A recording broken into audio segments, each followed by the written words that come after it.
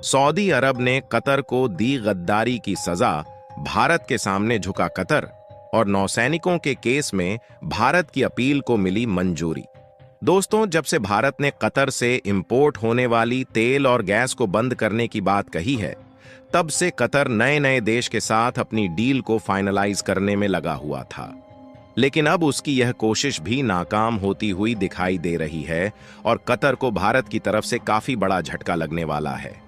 दोस्तों, कतर इतना पनौती भरा देश है कि जिससे भी हाथ मिलाता है उस देश की नैया डूबने लगती है। और हाल ही में भारत से दुश्मनी मोल लेने के बाद कतर ने हमारे पाकिस्तान और चीन से हाथ मिलाया था, जिससे कुछ दिनों तक तो पाकिस्तान काफी उछल रहा था, लेकिन कतर से दोस्ती की पनौती पाकिस्तान को भी लग चुकी है। जी हां, पाकिस्तान को कतर से हाथ मिलाता देख सऊदी अरब को इतना गुस्सा आया कि उन्होंने पाकिस्तान से $10 बिलियन की डील वापस खींच ली। पूरी डेवलपमेंट क्या है, इस वीडियो में समझते हैं। भारत जिस तरह से कतर के द्वारा की गई गलती का एहसास दिलाने में कामयाबी हासिल कर रहा है, उसके लिए इस वीडियो को एक लाइक जरूर करें। साथ ही इसी तरह और भी नॉलेजेबल वीडियो देखने के लिए चैनल को सब्सक्राइब जरूर करें। दोस्तों, इस बात में कोई दो राय नहीं है कि कतर भले ही मिडिल ईस्ट का छोटा सा देश है, लेकिन अपने पेट्रोलियम प्रोडक्ट्स के दम पर उसने दुनिया भर में अपना दबदबा बनाए रखा है। मगर जब से कतर ने भारत के 8 पूर्व नेवी ऑफिसरों को फांसी की सजा सुनाई है, तब से भारत एक्शन मोड में आ गया है और जल्द से जल्द LNG गैस इंपोर्ट को बंद करने के तरीके ढूंढ रहा है, जिससे भारत और कतर के बीच दुश्मनी की शुरुआत हो चुकी है और हाल ही में पाकिस्तान ने कतर से हाथ मिलाया था। लेकिन कतर की दोस्ती पाकिस्तान पर ऐसी पनौती की तरह चिपक गई है कि इकोनॉमिक लेवल पर पहले ही घुटने पर गिरा पाकिस्तान अब औंधे मुंह जमीन पर जा गिरा है। दरअसल सऊदी अरब की सबसे बड़ी पेट्रोलियम कंपनी सऊदी अराम को अपने कच्चे तेल को रिफाइन करने के लिए पाकिस्तान में सबसे बड़ी डीप वाटर कन्वर्जन रिफाइनरी लगाने वाली थी। कुछ समय पहले इस बात का ऐलान करते हुए सऊदी अरब ने कहा था कि हम $10 बिलियन की लागत से पाकिस्तान में डीप कन्वर्जन रिफाइनरी लगाने वाले हैं,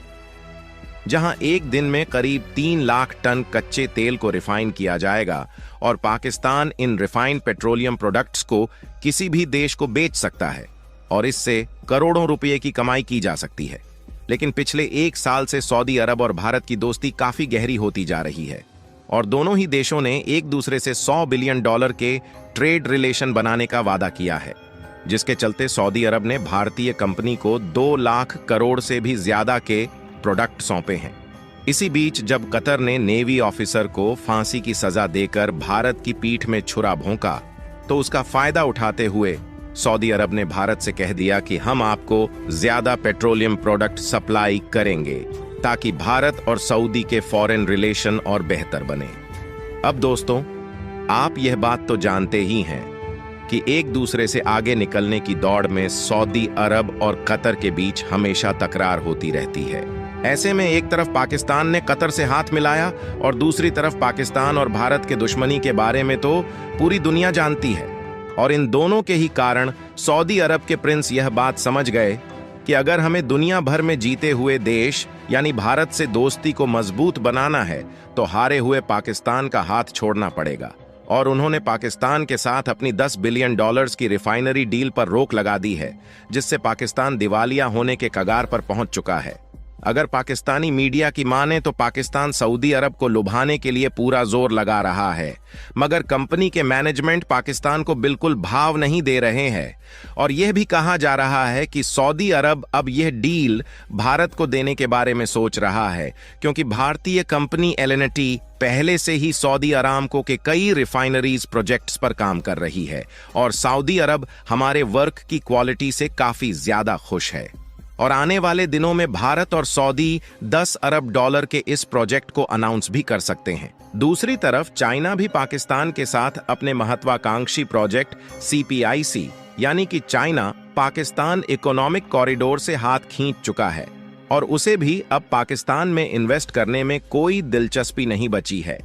क्योंकि चाइना अब तक पाकिस्तान में $25 अरब का निवेश कर चुका है और उसके नतीजों को देखकर चाइना का कहना है कि पाकिस्तान से व्यापारिक घाटे का सौदा है और पिछले 1 महीने में भारत ने दिन रात एक करके कतर के खिलाफ ऐसे कदम उठाए हैं कि अब कतर भी ढीला पड़ चुका है। और अब खबर आ रही है कि कतर ने इस केस में भारत द्वारा दाखिल की गई अपील को मंजूरी दे दी है और रिपोर्ट्स के मुताबिक कतर की अदालत ने बिना कोई विशेष समय सीमा बताए भारत की याचिका पर सुनवाई करने में सहमति दे दी है। यानी कि इस केस को कतर की अदालत में फिर से खोला जाएगा और पूरी तरह से जांच की जाएगी और इसकी सुनवाई आने तक भारत के पूर्व नौसैनिकों को फांसी की सजा नहीं दी जाएगी। दोस्तों, यह हर भारतीय के लिए एक बड़ी खबर इसलिए है क्योंकि अब इस मामले में कतर सरकार फिर से जांच करेगी और इस बार की जांच में भारत भी पूरी तरह से इन्वॉल्व होगा।